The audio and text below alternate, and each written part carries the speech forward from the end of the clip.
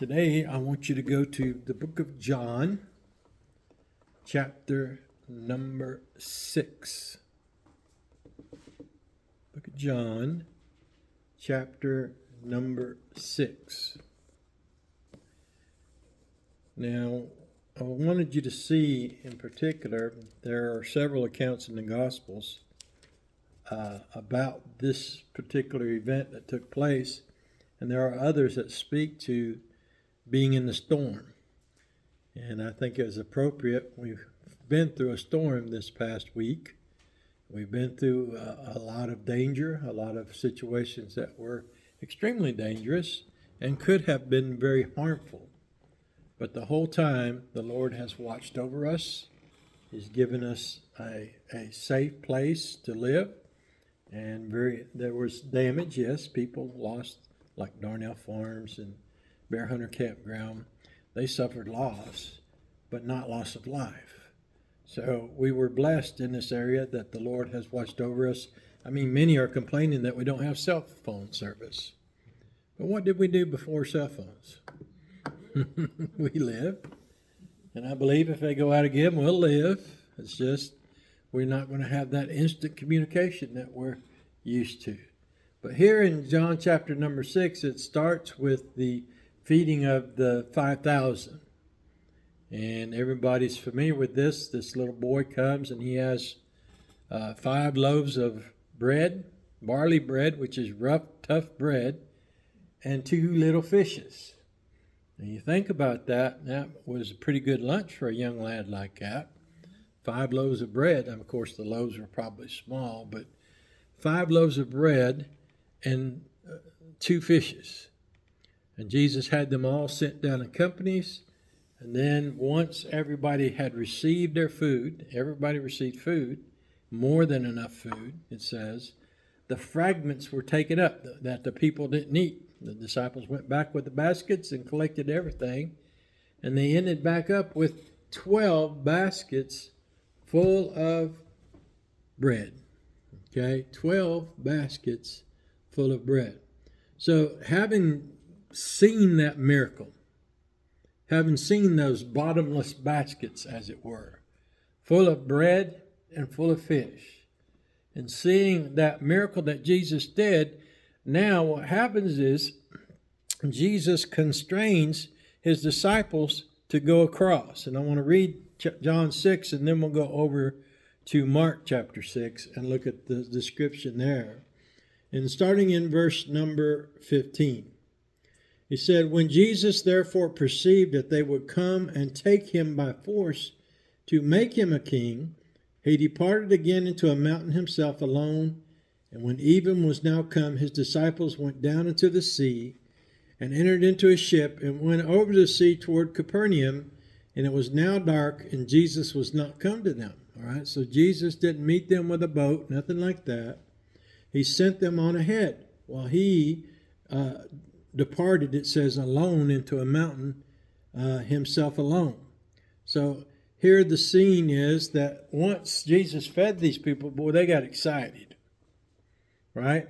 They wanted to make him king because they realized he was the prophet that they were looking for. He was the Messiah. And they wanted to make him an earthly king. But what would have happened had he been crowned king at that point?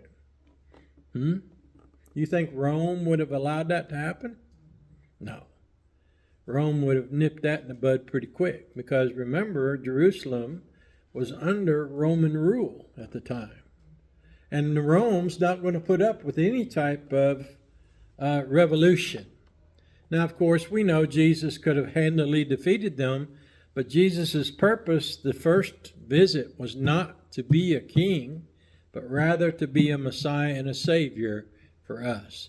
Jesus couldn't go by the way of the throne. He had to go by the way of the cross. Now it says, again, he sent them out and said, verse 18, and the sea arose by reason of a great wind that blew.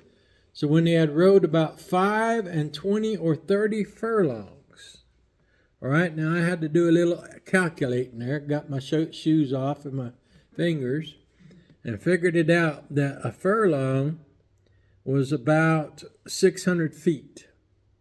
So if you add that up, it's between 4 and 4.5 miles that they got. Now, the lake, the sea, was 8.78 miles long. So they got what? About halfway. Now they had rowed most of the night. Remember, we'll see that later on in the fourth watch of the night when we get over to the book of Mark. But they had rowed almost the whole night and had gotten only halfway. Right? So I want you to see Jesus had sent them ahead, and they're doing their labor, and they're doing it toiling, struggling in that labor, but they're continuing to do that labor. Now let's go over to Mark 6 and fill in some of the details. Mark 6:45. Mark 6:45.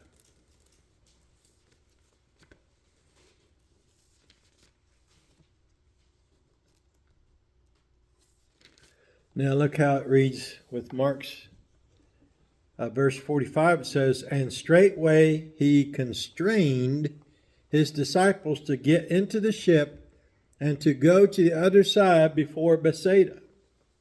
Now, what's that word constrain mean? Right. He compelled them. He necessitated them. In other words, he made it necessary for them to go across. He ordered them across.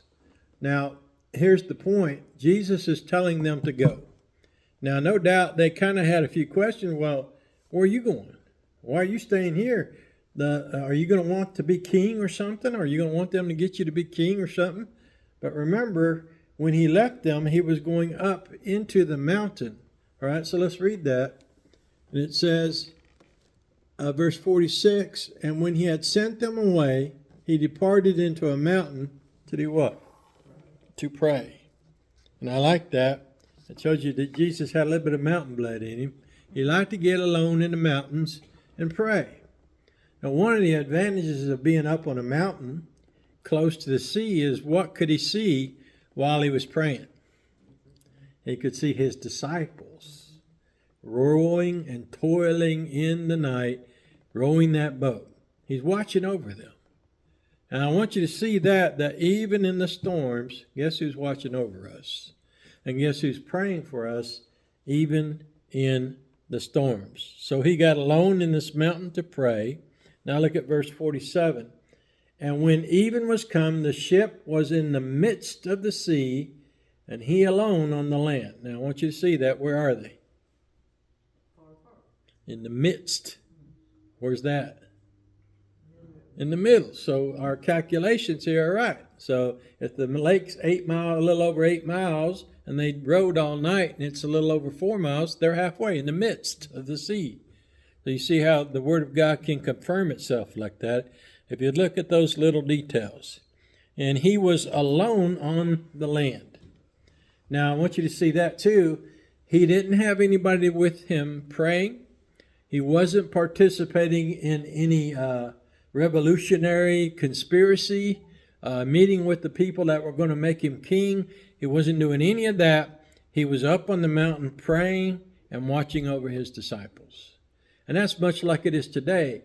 Christ is sitting on the throne in heaven at the right hand of the Father, interceding for you and I, praying for you and I, watching over you and I, and helping us to get through those storms. All right? So he was alone on the land, and he was watching their progress, and I'm sure he was watching their struggles and their fears. Now, we've seen several times in the Gospels where these professional men, these fishermen who had been out on the sea all their lives, were afraid. And that's something, saying something. When you get in a storm like that and you're afraid and you're a professional seaman, then that shows the extremeness of the situation. How that they didn't get scared easy of a little wind or a little rain or something like that. But when they're rowing all night and can't get to where they're going because of that wind, it was contrary to them, they were struggling. They had a hard time. And Christ is watching them. And notice what happens next. It says, And he saw them, verse 48, saw them what? Verse 48, he saw them toiling in rowing. What's that mean? They weren't doing lackadaisical rowing like they're out on a rowboat out in the middle of a pond. They're struggling. They're toiling. They're laboring hard to keep going in the right direction. Now remember, if you got one of those little sailboats, and this wasn't a great big yacht, by the way. This was a fairly small vessel that had a mast on it, and that would help them to get across, and they rowed. And if we know there's 12 disciples, so we know that they're rowing across on this boat with 12 oars, sets of oars. So you think about that. Here now is this little boat, and they didn't have no gas engine, didn't have no electric, what do you call those little things? Yeah, trolling motors. They didn't have no trolling motors. Didn't have gas motors. Didn't have any kind of inboard motors. The only motors they got is the muscle motors. So here they are now, and Jesus is watching. It says, and they're toiling and rowing from the wind. And look at the wind. It says, was what? Contrary to them. What does contrary mean? Right. It was blowing the wrong direction. It was blowing in the opposite direction. Now I want you to see that opposition will come when you're doing something for the Lord. The devil, no doubt, was trying to cause them to not be able to cross, and he was basically picking on them because the boss wasn't there. But the boss was there, wasn't he? He was watching over them, making sure that they didn't sink. He was making sure that they tried their best to do what they were supposed to do, and that was to go to the other side. He saw them toiling and rowing. And I want you to see, no matter how tough the storm is, God's watching over us. He sees our labors. He sees our toiling. He sees the work that we're doing for Him, and He's watching over us in that work, which gives us the strength and satisfaction and security and peace that we need, especially in storms. You know, it's one thing to go through life and not have any storms. Now, how many of you have never had a storm in your life? And I'm not talking physical storms like we've just had. I'm talking about spiritual storms. Times when you kind of doubt yourself and you doubt what you're doing, and all those things come. The devil gets heavy on you. But notice it says Jesus is watching over them while they're rowing, and He knows what's going on with them. You see, that's important to see. As a characteristic of God, He's all-seeing. Not only does He know all, He knew what they were doing, He knew what their condition was, but He was watching them, watching what they were doing to see how they were going to react to this difficult, terrible storm that they were in. Now watch what it says. And about the fourth watch of the night, He cometh unto them. All right? Anybody know what the fourth watch is? Come on, military people. I'd say midnight to 6. Nope. There's 4 watches. 6 to 9, 9 to 12, 12 to 3, 3 to 6. Got it? 3 to 6 in the morning. You think about that. Remember, they left in the evening. So they started before it was 6. They left at 6 and had gone halfway by 3 o'clock in the morning. That's a lot of rowing, isn't it? Think about that. 8 hours, 6 hours, however many hours it was rowing that they've been rowing. Now, again, these men were professional fishermen, and they knew how to row, and they were strong physically because they had done that all their lives. But this is more than they can handle. So notice what it says. It says, and about the fourth watch of the night, He cometh unto them, doing what? Walking. Now notice it says upon the sea. Not under the sea, not up to the waist or not up to the knees or whatever. He's walking upon the sea. In other words, He's doing something supernatural. The laws of gravity did not apply to Him on that day, on that evening, at that time. Why? Can you walk on water? Not without some fancy aid, huh? He's got these little shoes that people wear now that you can walk on water by. It's got little inflatable things. You put them on, and if you're good enough, you can go across the water. Most of the time, you're not good enough, or you're going to end up in the water. But he didn't have to have that. He was walking on top of the water. So that it wasn't affecting him. The storm wasn't hindering him, was it? It was just hindering the disciples. And that was the purpose of this trial, was for the disciples to learn how to continue on in toiling. Even in the midst of the storm, they were to continue to row. So now Jesus comes to them. In other words, he's going in their direction. But I want you to see something here. It says, and cometh unto them, walking upon the sea. Now look at this last phrase in this verse 48. And would have what? What's that mean? He would have kept on walking. He was going to leave them in their labors. Okay? He would have kept right on going and did exactly what he told them he was going to do, meet them on the other side. Now notice their reaction when they see him. But when they saw him walking upon the sea, they supposed it had been a spirit and cried out. Now they thought they saw a devil or demon or whatever. Okay? A spirit. Now we know that it's not like the ghost hunters out there today that are pretending to talking to people ghosts that have come around and they're staying here.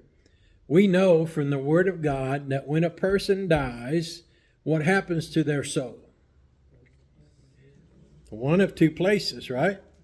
It either goes to heaven or it goes to hell, depending upon its spiritual condition.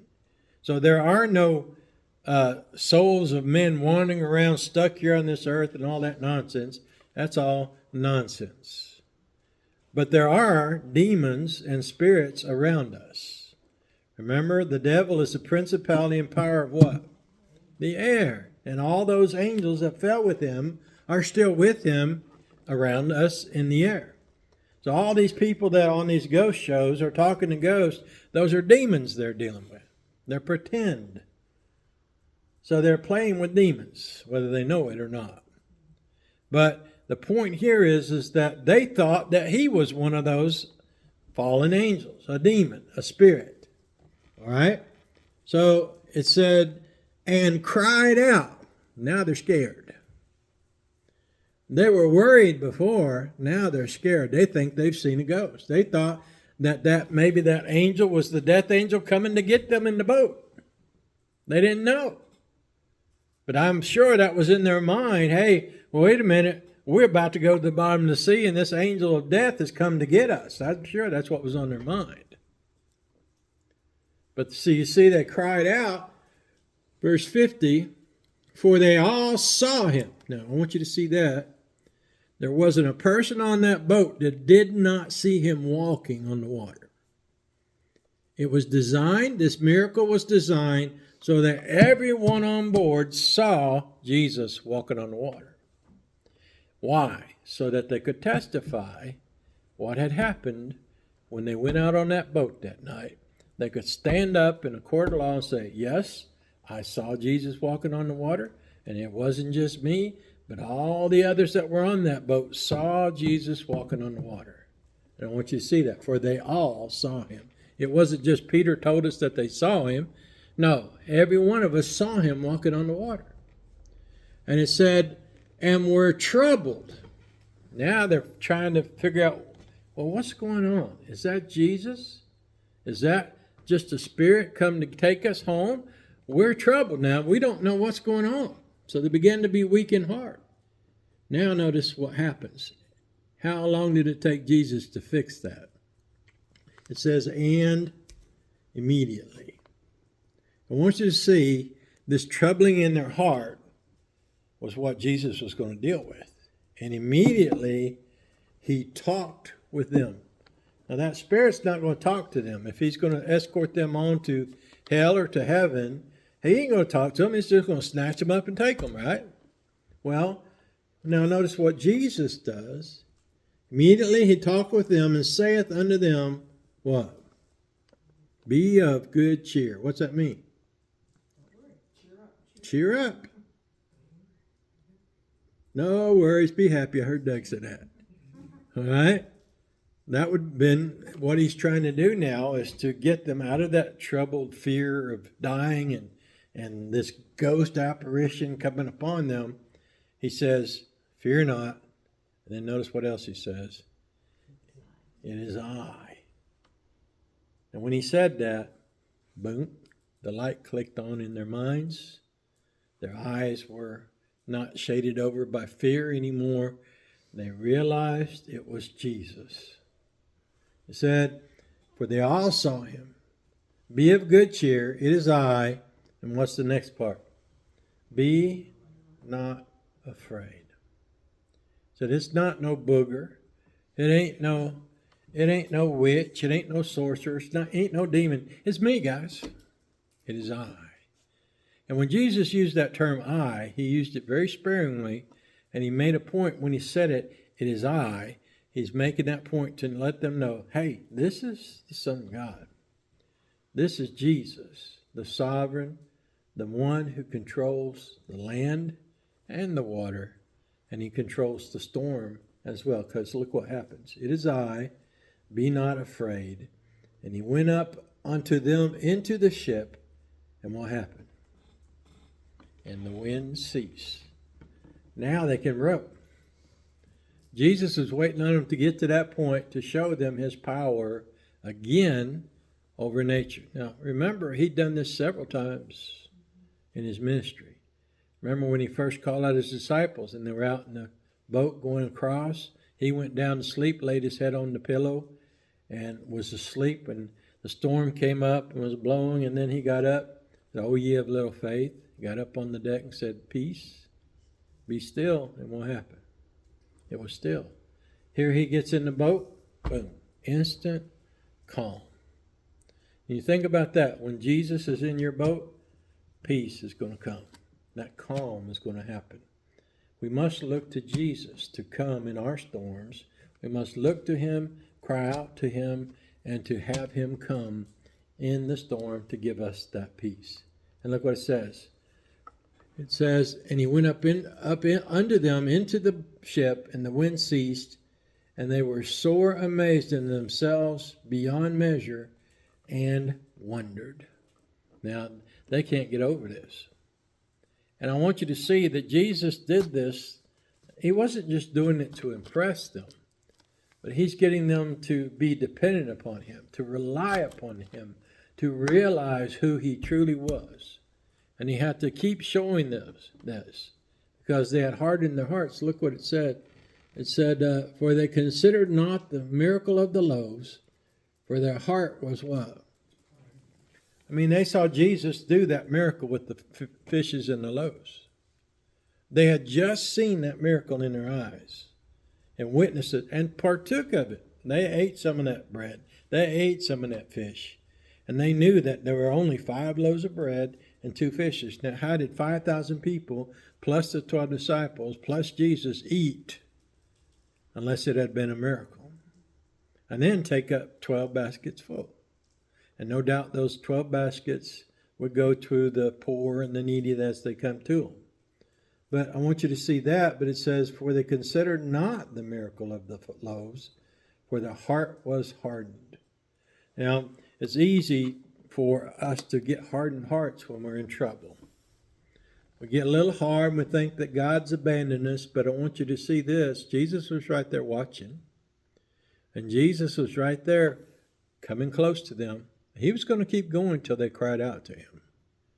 You see, Jesus wants us to do our toil and labor and work. And if it's necessary, he will come to us and help us. He'll give us that peace that we need to complete our task. He'll watch over us in that boat, help us to get across to the other side. And that speaks to how helping us to get through this life and how we'll go across that great sea, that great Jordan, that great river we talk about unto the promised land. So as you think about that, we've been through some storms here. And we've been through some some tough times all around us. People are suffering because of the storm, but they can get peace. Jesus will come by and give them that peace, give them that safety and comfort, and help them in the hour of their need. Just rely upon Jesus when you're in the storm. Trust in him, keep on working, and sooner or later he'll come around if necessary and give you that peace that you'll need in your heart. All right, we'll stop there. Let's all stand.